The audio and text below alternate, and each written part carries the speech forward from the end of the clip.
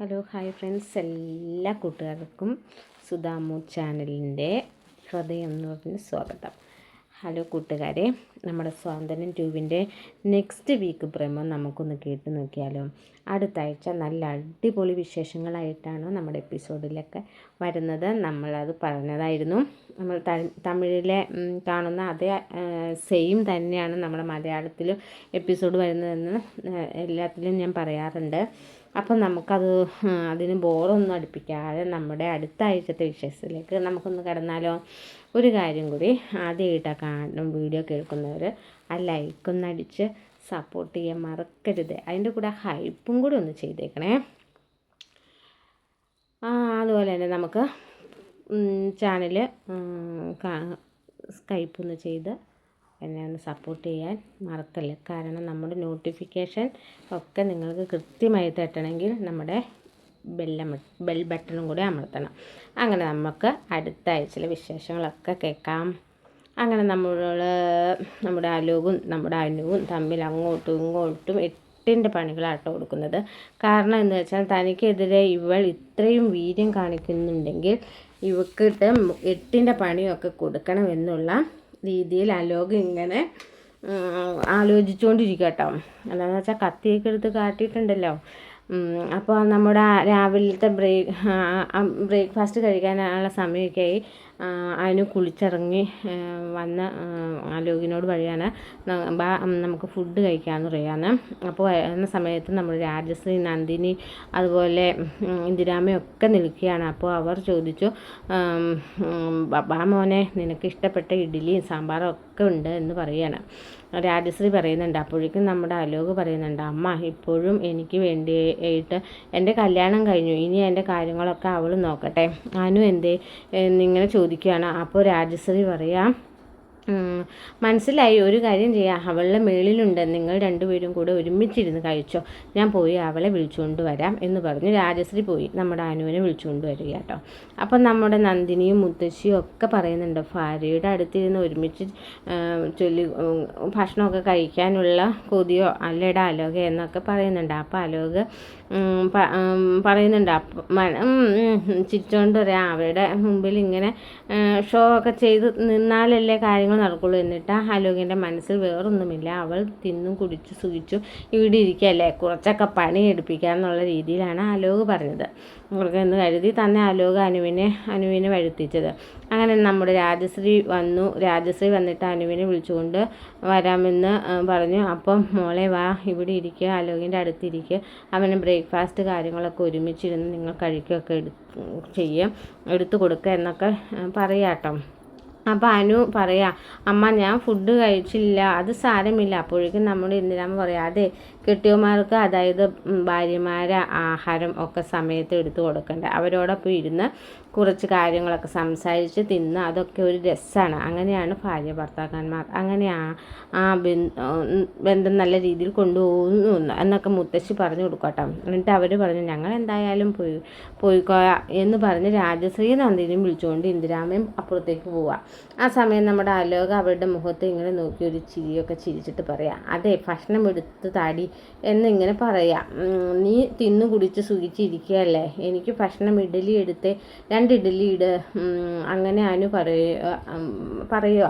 അതെന്താ, ഞാൻ എടുത്ത് തന്നാൽ നിങ്ങൾക്ക് കഴിക്കുള്ളൂ, ഒരു ആഹാരം തിന്നാണ്ട് കിടക്കാനുള്ള ആഹാരപ്രാന്തം എന്നൊക്കെ പറഞ്ഞിട്ട് അനു 2 ഇഡ്ഡലി അങ്ങ് എടുത്തിട്ട് കൊടുക്കുക കേട്ടോ. അലോക് കൊടുക്കുക, അത് ഇതിന് ചൂടൊന്നുമില്ല, നീ ഇപ്പോൾ അകത്ത് പോയി ചൂടുള്ള ഇഡ്ഡലി എടുത്തുകൊണ്ട് പറയാം. എനിക്ക് ദേഷ്യം വരണ്ട, അനുവിനെ അങ്ങോട്ട് ദേഷ്യം വരാം കേട്ടോ. അലോക് പറയാം, അതെ, നീ ഇപ്പോൾ എനിക്ക് എടുത്ത് തന്നില്ല എന്നുണ്ടെങ്കിൽ ഞാനിപ്പോൾ മുത്തശ്ശിയുടെ അടുത്ത് അമ്മയുടെ അടുത്തും ഒക്കെ പറഞ്ഞു കൊടുക്കും, അത് വേണമെന്നില്ലെങ്കിൽ ചോദിക്കുക. ഓടി അലോകും പറഞ്ഞു ഓരോന്നും ചെയ്തുകൊണ്ടിരിക്കുക കേട്ടോ. അനുവിന് അങ്ങോട്ട് ദേഷ്യം വരിക, ഇഡലി ചൂടാക്കി കൊടുക്കണം, സാമ്പാർ ചൂടാക്കി കൊടുക്കണം, ഒക്കെ അവനെ അങ്ങനെ ചെയ്യിപ്പിക്കാം. അതിനിടയിൽ അലോകാണെങ്കിൽ അനുവിൻ്റെ അച്ഛനെയും അമ്മയും ഒക്കെ ഇൻസൾട്ട് ചെയ്യാനുള്ള ഓരോ സംസാരങ്ങൾ കേട്ടിട്ട് അനുവിന് അങ്ങോട്ട് ദേഷ്യം വരിക. കാരണം സഹിക്കുന്നതിനും ഒരു പരിധിയില്ലേ. എതിർത്തത് ഒരു റൂമിലാണെങ്കിൽ രണ്ടും പറയായിരുന്നു. റൂമിലാണെങ്കിൽ അവൾ നല്ല വർത്തമാനം ഇതും അമ്മയും അച്ഛനൊക്കെ കേൾക്കുമല്ലോ, ആരും കേൾക്കുമോ എന്നുള്ള ഒരു പേടിയാണ് അനുവിന്. ഒന്നും പറയാൻ അനുവിന് പറ്റുന്നില്ല. അവസാനം ദേഷ്യം വന്നിട്ട് അനു എന്ത് ചെയ്യും, അവിടെ ഇരുന്ന് ആ സാമ്പാർ എല്ലാം കൂടി എടുത്ത് ആലോകിൻ്റെ തലയിലൂടെ ഒഴിച്ചു കൊടുക്കുക കേട്ടോ. ആലോക അന്തം വിട്ട് ഇരിക്കുക. എന്താ ഈ കാണിച്ചത്, എൻ്റെ കണ്ണ് നീറ എന്ന് പറഞ്ഞിട്ട് അവിടെ കിടന്ന് ഇങ്ങനെ ഒച്ച കിട്ടും. അപ്പോഴത്തേക്കും രാജശ്രീ, നന്ദിനി, ഇന്ദിരാമ്മയൊക്കെ ഓടി വരിക. എന്താ മോനെ എന്താ? അവരൊന്നും നോക്കുമ്പോൾ സാമ്പാറിൽ കുളിച്ച് നിൽക്കുക നമ്മുടെ ആലോക കാണുന്നത്. അപ്പോഴേക്കും നന്ദിനി ചോദിക്കും, നീ എന്താ മോളെ ഇവിടെ നടന്നേ? അപ്പോൾ മുത്തശ്ശി ചോദിക്കും, രണ്ടുപേരും അടുത്ത് രാവിലെ ഒരുമിച്ച് ഇഡ്ഡലിയും സാമ്പാറും കഴിക്കാൻ പറഞ്ഞപ്പോൾ എന്നെ അങ്ങോട്ടും ഇങ്ങോട്ടും കോരി ഒഴിച്ച് കളിക്കുകയാണോ എന്ന് ചോദിച്ചു. അപ്പോൾ അനു പറഞ്ഞു, അതെ, മര്യാദയ്ക്ക് വിളമ്പാൻ ആ ആലോക് സമ്മതിക്കില്ല, ചുമ്മാ ഓരോന്നും കാണിക്കുക എന്നൊക്കെ പറഞ്ഞ്. അപ്പോൾ നന്ദിനിക്കും രാജശ്രീക്കും മനസ്സിലായി. അപ്പോഴേക്ക് രാജശ്രീ പറയാം, അതെ, രണ്ടിൻ്റെയും കളി കുറച്ച് കൂടുന്നുണ്ട് പറയുക. അപ്പോഴേ നിങ്ങൾ മാത്രമല്ല, ഞങ്ങളും കൂടി ഇവിടെ ഉണ്ട് കേട്ടോ എന്നൊക്കെ ഇങ്ങനെ കളിയാക്കി പോകാം. ഓരോ കമൻറ്റോ ഒക്കെ ഇങ്ങനെ അവർ രണ്ടുപേരും പറയാം. അത് കഴിഞ്ഞിട്ട് നേരെ റൂമിൽ പോവുകയാണ് ആലോക്. കാരണം ആലോകിനെ പതുക്കെ കൊണ്ടുപോയി വാഷ് ബേസിൽ രാജശ്രീ കൊണ്ടുവന്നിട്ട് ആക്കി കൊടുത്തു. മുഖമൊക്കെ കഴുകി ആ കണ്ണിൻ്റെ എരിവൊക്കെ മാറാൻ സമയം അനു എല്ലാവരെയും കാണിക്കാൻ വേണ്ടി ഒരു ടവലൊക്കെ എടുത്തുകൊണ്ട് തുടയ്ക്കും. ആലോകേട്ടാ എന്തൊക്കെ പറയാം. ഒടുവിൽ പല്ല് നെരിച്ചുകൊണ്ട് ആലോക് റൂമിൽ പോകാട്ടോ. വലിയ സ്നേഹത്തോടു കൂടി അനു കൊണ്ടുപോയി മുഖമൊക്കെ തുടപ്പിച്ച് കൊടുക്കുക. സാമ്പാറല്ലേ മുഖത്ത് മൊത്തം. അപ്പോഴേക്കും മുത്തശ്ശി അനുവിനെയും റൂമിലോട്ട് പറഞ്ഞു വിടുകയാണ്. എൻ്റെ റൂമിൽ ചെന്ന് കഴിയുമ്പോഴേക്കും അനു റൂമിൽ ചെന്ന് പറഞ്ഞാൽ ആലോകാണെങ്കിൽ അനുവിൻ്റെ കൈ പിടിച്ച് തിരിച്ചിങ്ങനെ ആക്കുക. നീ എന്ത് പണിയാടി നീ കാണിച്ചേ? അത് എന്നെ എൻ്റെ വീട്ടുകാരെ എന്തെങ്കിലും പറഞ്ഞിട്ടുണ്ടെങ്കിൽ നിങ്ങൾ വിവരം അറിയുമെന്ന് പറയാം. അനു തിരിച്ച് മറുപടി അങ്ങോട്ട് കൊടുക്കുക. അങ്ങനെ അവരെ അങ്ങോട്ടും ഇങ്ങോട്ടും ഓരോ പ്രശ്നങ്ങളാണ്. ആ സമയത്ത് നമ്മുടെ അനു ഇരുന്ന് ആലോചിക്കുക, എനിക്ക് ഇടാൻ നല്ല ഡ്രസ്സ് കാര്യങ്ങളൊന്നുമില്ല, ഇനിയിപ്പോൾ എന്താ ചെയ്യുക? അങ്ങനെ അനു എന്ത് ചെയ്യുന്ന വെച്ചാൽ ആലോകിൻ്റെ ഡെബിറ്റ് കാർഡും ക്രെഡിറ്റ് കാർഡും ഒക്കെ പതുക്കെ അടിച്ചു മാറ്റിയിട്ട് രാജശ്രീ മുത്തശ്ശിയൊക്കെ ഇരുന്ന സമയത്ത് പറയുക, അമ്മേ, ഞാൻ ദേവമംഗലത്തിൽ നിന്ന് വന്നപ്പോൾ ഒന്നും കൊണ്ടുവന്നില്ല മുത്തശ്ശി, അപ്പോൾ എനിക്ക് ഇടാൻ നല്ല ഡ്രസ്സൊന്നുമില്ല, അപ്പോൾ എനിക്ക് ഡ്രസ്സ് മേടിക്കണം എന്ന് പറയാം. നമ്മുടെ രാജശ്രീ ആലോകിനെ വിളിക്കും റൂമിൽ നിന്ന്. ആലോക നീ ഇങ്ങോട്ട് വന്നേ എന്ന് പറഞ്ഞ് അങ്ങനെ ആലോക് താഴോട്ട് വരുമ്പോഴത്തേക്കും പറയാം, എടാ അനുവിന് ഇടാൻ നല്ല ഡ്രസ്സൊന്നുമില്ല, ഓർണമെൻറ്റ്സ് ഒന്നുമില്ല, നീ എന്തേ മേടിച്ചു കൊടുക്കട്ടെ? അപ്പം മുത്തശ്ശി പറയും, ഭർത്താക്കന്മാരല്ലേ ഇതൊക്കെ അറിഞ്ഞ് ചെയ്യേണ്ട കാര്യങ്ങൾ, ഇതൊക്കെ ഓരോരുത്തർ പറഞ്ഞു തന്നിട്ട് വേണ്ട കേട്ടോ ആലോക ചെയ്യേണ്ടത്. അപ്പോൾ പറയാം, നീ ഇനി അവളെ കൊണ്ടുപോയി അവൾക്ക് ഇഷ്ടമുള്ള സാധനങ്ങളൊക്കെ മേടിച്ചു കൊടുക്കുക. എല്ലാവരും പറയുക അനുവിന് നല്ല സാധനങ്ങളൊക്കെ വാങ്ങാം. അതങ്ങനെ അനുസരിച്ച് നമ്മുടെ ആലോക്ക് ഇഷ്ടമില്ല എന്നിട്ടും അനുവിനും കൊണ്ട് കാറിൽ കയറി പോവാണ്. അങ്ങനെ ഒരു ടെക്സ്റ്റൈൽ ഷോപ്പിൽ എത്തിയിട്ട് അനു 8ൻ്റെ പണിയാണ് ആലോകിന് കൊടുക്കുന്നത്. സമയമെടുത്ത് എല്ലാം അങ്ങോട്ടും ഇങ്ങോട്ടും തിരിച്ചും മറിച്ചും ഒക്കെ നോക്കിയിട്ട് എല്ലാം വില കൂടിയ ഡ്രസ്സ് അനു എടുക്കുന്ന കേട്ടോ. ഈ സമയം നോക്കി നിന്ന് ആലോക അങ്ങ് മടുത്ത് ഭ്രാന്ത് പിടിക്കുക. അപ്പോൾ ആലോക് ഇന്ന് അവളെ ഒന്ന് മുടിപ്പിക്കൂ എന്ന് ഇങ്ങനെ പറയുക. അപ്പോഴേക്കും കുറേ നേരം കഴിഞ്ഞപ്പോൾ അനു പതുക്കെ ആലോകിൻ്റെ അടുത്ത് നിന്നിട്ട് പറഞ്ഞു, അതേ ആലോകേട്ടാ, വേണമെങ്കിൽ ഒന്ന് പോയിട്ടൊക്കെ വന്നോളൂ, ഞാൻ അപ്പോഴേക്കും ഡ്രസ്സൊക്കെ എടുത്ത് സെലക്ട് ചെയ്ത് വയ്ക്കാം, ഞാൻ വിളിക്കാം, അന്നേരം വന്നാൽ മതി എന്ന് പറയും. അപ്പോഴേക്കും ആലോക് മനസ്സിൽ ഓർക്കുക, ഇന്ന് നമുക്ക് 8ൻ്റെ പണി അനുവിനും കൊടുക്കുന്ന എന്നിട്ട് പറഞ്ഞ ആലോക് പതുക്കെ അവിടെ നിന്ന് പോവുക കേട്ടോ. ഈ സമയം നമ്മുടെ ദേവമംഗലത്തുള്ള എന്തെന്ന് വെച്ചാൽ നമ്മുടെ മീനാക്ഷിയും മിത്രയും ഒരു സമാധാനമില്ല അനുവിനെക്കുറിച്ച് അറിയാത്തതുകൊണ്ട്. അനു പറഞ്ഞ ആ സത്യം കേട്ടിട്ട് അവർക്കൊരു വല്ലാത്ത വിഷമമാണ് കേട്ടോ.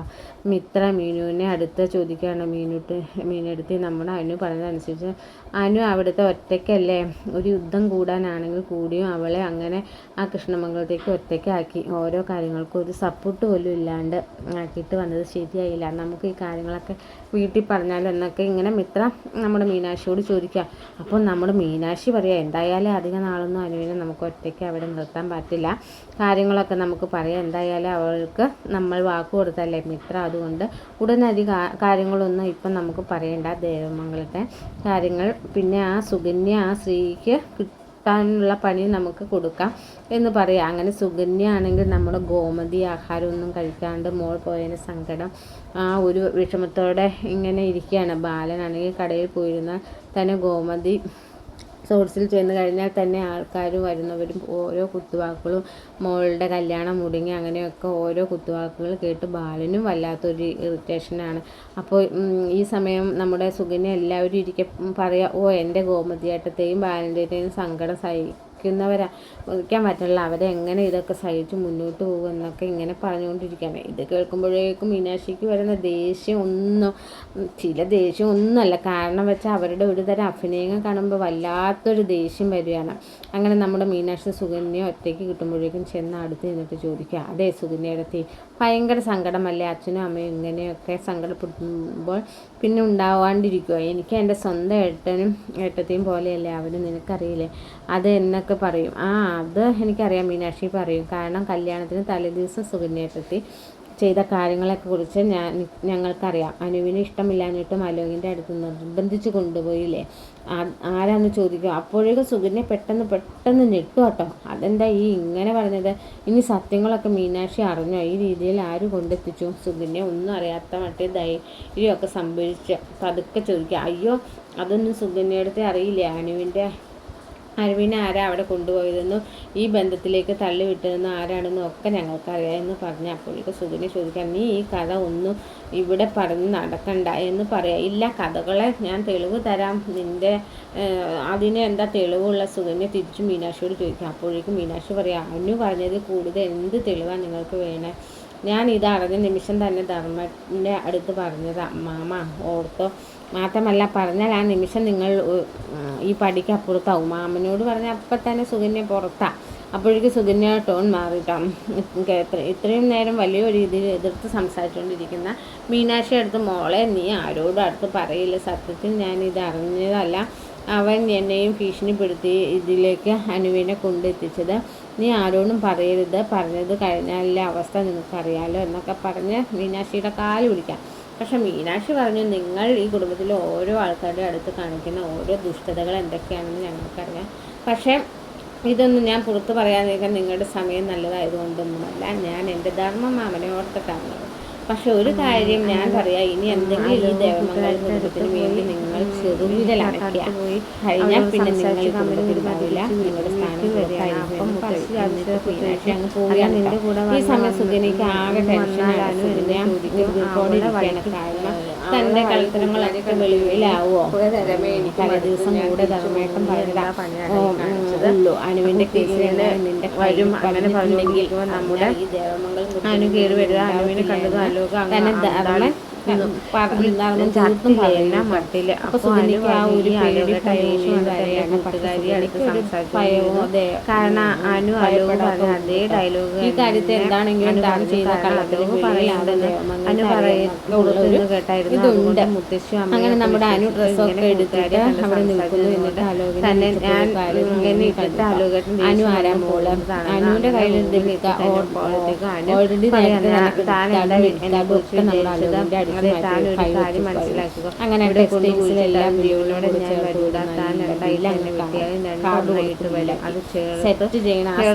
ഞാൻ പറഞ്ഞ് താനെ ഇതുവരെ അത്യാവശ്യം അലോകിന്റെ ഒരു അക്കൗണ്ടിലുള്ള ഏകദേശം ഫുൾ എമൗണ്ട് വിഡ്രോ ചെയ്തേക്കാട്ടോ. അലോകിന് വന്ന അലോകിന്റെ ഒരു ചെറിയ അങ്ങനെ ഡ്രസ്സൊക്കെ ആയിട്ട് കഴിഞ്ഞപ്പോ അലോകിന്റെ നേരെ ഒരു പേടിയും അലോകിന്റെ ദേഷ്യം വന്നിട്ട് തിരിച്ചു പോകുന്ന എന്നൊക്കെ പറഞ്ഞ അലോക് നേരത്തെ ഉണ്ടായിരുന്നു. പക്ഷെ മുത്തശ്ശിയുടെയും ഉണ്ടാണ്ട് അവിടെ പിന്നെ സൈലന്റ് ആയിട്ട് ആണ് നേരെ പിറ്റേ ദിവസം രാവിലെ എന്തായാലും മാനത്ത് മനസ്സിലോർക്കുമ്പോൾ ഞാൻ മാനത്ത് കാണുമ്പോൾ പറഞ്ഞു കേട്ടു നമ്മുടെ അലോക് കാര്യം എന്ന് വെച്ചാൽ എനിക്കറിയാം താൻ എനിക്ക് എന്റെ കണ്ടപ്പോൾ ഭാരത അങ്ങോട്ട് ദേഷ്യം വന്നിട്ട് എന്നെ തന്നെ ഒക്കെ ഞാൻ വൻകൂട്ടിയെടുത്തിട്ടായി വിളിച്ചു എന്ന് പറയാം. അലോകിന് ദേഷ്യം വരെ ഇങ്ങനെ വിട്ട പറ്റില്ല, ഇവർക്ക് വണ്ടി വീട്ടിന്റെ പണി കൊടുക്കണമെന്ന് പറഞ്ഞു. പിറ്റേ ദിവസം ഒരു പണി ഞാൻ കൊടുക്കും, ഫുഡ് കഴിക്കാനായിരുന്നു അനു എടി അനു എന്ന് ഉറക്കെ വിളിച്ചു. ആ സമയം രാജ്യത്തെ മുത്തശ്ശിയൊക്കെ ഇരുന്ന് ഫുഡ് കഴിക്കാം. അനു ഫുഡൊക്കെ എടുക്കാൻ നീ എന്താ ഞാൻ പറഞ്ഞു തരാം, അനു നീ ഫുഡ് കഴിക്കാൻ പോകാൻ പറഞ്ഞിട്ട് നിനക്ക് എന്താ പണി, നിനക്കൊന്നും ഒരു ബോധമില്ല, എങ്ങനെയാണ് അതെ നീ ഒന്ന് പെട്ടെന്ന് അടക്കം ചിട്ടൊന്നും ഇല്ലാതെ പോകാൻ വേണ്ടി. അപ്പൊ അനു പറയും ഇങ്ങോട്ട് പോകാനാ ചോദിക്കാൻ, അവള് ഫുഡ് കഴിക്കട്ടെ കഴിച്ചിട്ട് പോയാൽ അപ്പോൾ രാജ്യത്ത് പറയാം നിനക്ക് ആദ്യമേ പറയാൻ പാടില്ലായിരുന്നു. അപ്പോൾ മുത്തശ്ശി പറയാം അവർ പോയി പുറത്ത് പോയി ഫുഡ് കഴിക്കട്ടെ, സൂപ്പിലൊക്കെ നടക്കും രാജശ്രീ അവരിപ്പോൾ കല്യാണം നല്ല പാട് കൊടുക്കുക. അങ്ങനെ സത്യം പറഞ്ഞാൽ കൃഷ്ണമകൾക്ക് അങ്ങോട്ടും ഇങ്ങോട്ടും ഓരോ കൃഷികളായി അതിൻ്റെ ഇടയിൽ ദേവാനുകൾക്ക് നമ്മുടെ സുഖിനും നല്ല ഇടുവരിൻ്റെ പണി നമ്മുടെ മീനാക്ഷിയും മുദ്രയൊക്കെ കൂടെ തരുന്നുണ്ട്. പിന്നെ എന്നുള്ള ഒരു ചിന്ത നമ്മുടെ ദേവിയെ കൊണ്ടുവന്ന് വീട്ടിലേക്ക് വിടുകയാണ്. കാരണം വിശ്വസിക്കാൻ പറ്റില്ല എന്ന് വെച്ചാൽ ദേവി കാരണം അനുവിൻ്റെ കല്യാണം കഴിയുന്നതോടുകൂടി ദേവീനെ വേണ്ട വേണ്ട വാശിയായിരുന്നു ആനന്ദിനെ. കാരണം അവരുടെ മനസ്സ് പൊരുത്തപ്പെട്ട് പോകാനൊന്നും പറ്റില്ല, ജീവിക്കാൻ പറ്റില്ല എന്നുള്ളൊരു തീരുമാനം എടുത്തു. എന്നിട്ട് ദേവീനെ കൊണ്ട് വിട്ടുവിടുന്നത്. പിന്നെ നമ്മുടെ ബാലയാണെങ്കിൽ കടയിൽ വരുന്ന ഗോമതി സ്റ്റോഴ്സിൽ വരുന്നതിൻ്റെ ഓരോ കുട്ടികളൊക്കെ കേട്ട് വിഷമിച്ച് അങ്ങനെ ഇരിക്കുന്നുണ്ട്. അപ്പോൾ ആ സമയത്ത് ഗാർഡൻ്റെ ആകാശിൻ്റെ അമ്മയുടെ സമാധാനിക്കുന്നുണ്ട് എന്ന് പറയും. ബാലനും പറയാൻ സാരമില്ല, ആൾക്കാർ പറഞ്ഞോട്ടെ. രാമേട്ടൻ പറയാടെ ഇതൊക്കെ കുറിച്ച് നാട് പറയും ബാലാണ് കാര്യമാക്കണ്ട, അടുത്തൊരു വിഷമം ആൾക്കാർക്ക് കിട്ടുമ്പോൾ ഇതൊക്കെ അങ്ങ് മാറും എന്നൊക്കെ പറയാം. അങ്ങനെ നമ്മുടെ സാധനം തിരികെ അടുത്ത ആഴ്ച വരുന്ന ഏകദേശം ഒരു ഇൻട്രാണ് ഞാൻ ഈ പറഞ്ഞത്. നമ്മുടെ വീഡിയോസ് ലൈക്ക് അടിക്കുക, ഹൈപ്പ് ചെയ്യുക ഒക്കെ അല്ലേ കേട്ടോ. അപ്പം നമ്മുടെ പുതിയ വിഷയം ഇങ്ങനെ പോകുന്നത് വഴി തന്നെ തിരിച്ചു നടക്കുകയാണ്.